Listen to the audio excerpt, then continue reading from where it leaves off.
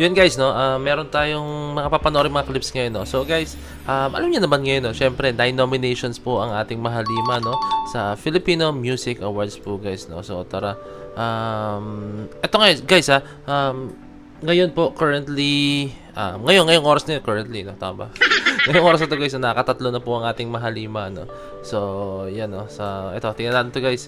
A very big shoutout syempre unang-una kay Miss Jocelyn Gonzalez, no. Yan, shoutout po sa inyo. And itong mga video na papanoorin natin is from Geraldine C. Verano, no. Shoutout po sa inyong dalawa, no. So sila po yung nagbibigay sa akin ng mga videos or mga updates regarding po sa ating Mahalima. Solid ng 18 talaga, nakakatuwa.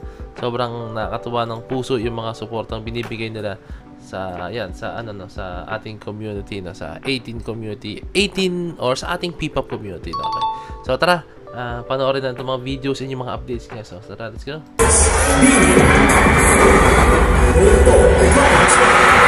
Ito, hindi ka alam kung anong part na ito ng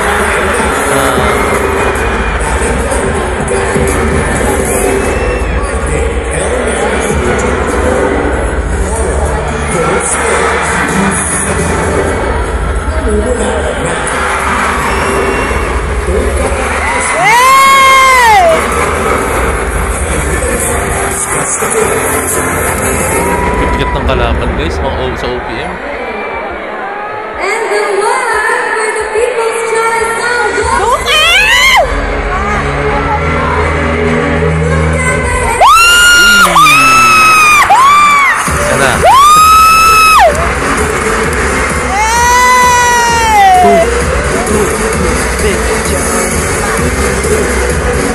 Wala sila! Asan sila?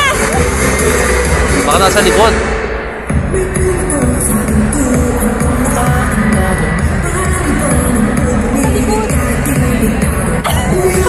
Nasaan sila? Hindi mo nasa likod sila backstage. Sumali sa'yo ang patibor ang kaabang dahil kanya sa sa backstage gabi.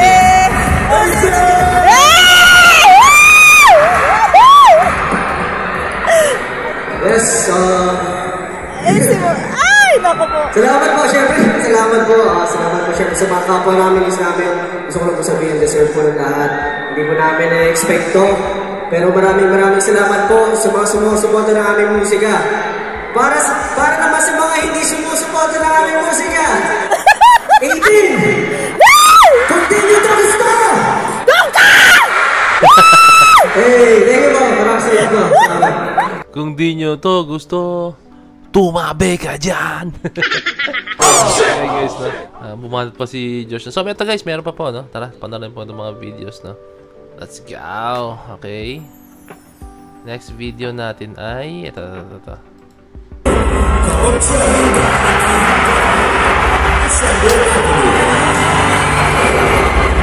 Flow G.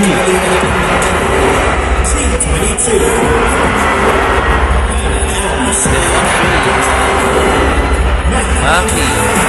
Bigat ng kalaban. Rico Black po na legend. Maki, DJ Monterde. Alam niyo ba gano'n kaingay ang DJ Monterde ngayon?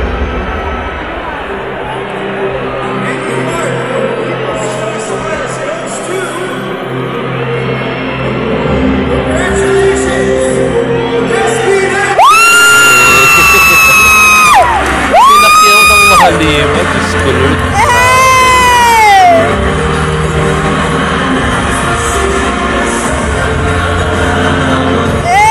Sige!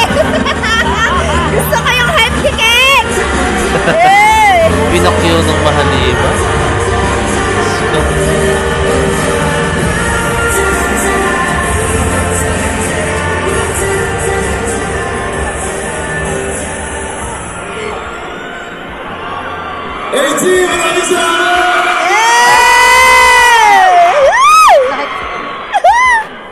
Mahal namin kayo. Thank you.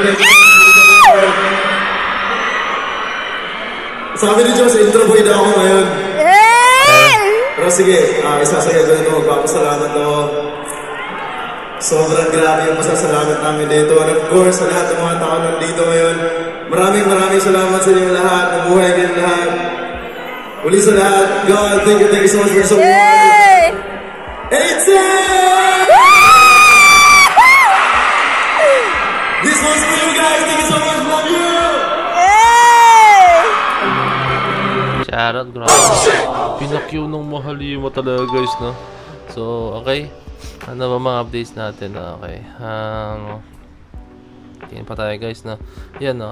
Nakaka 3 winner na ang mahalima, no? Yung Dungka nanalo ulit guys. Nanalo ulit ang Dungka. So, nakakatatlo na po ang SB19 guys, no?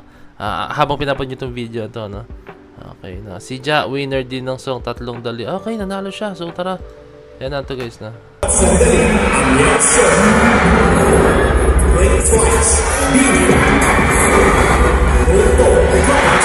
Ayun, ang bigat ng top Johnny yan guys. Marilag.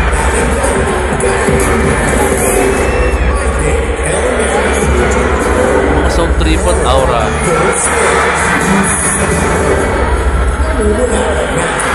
Ito kanina eh.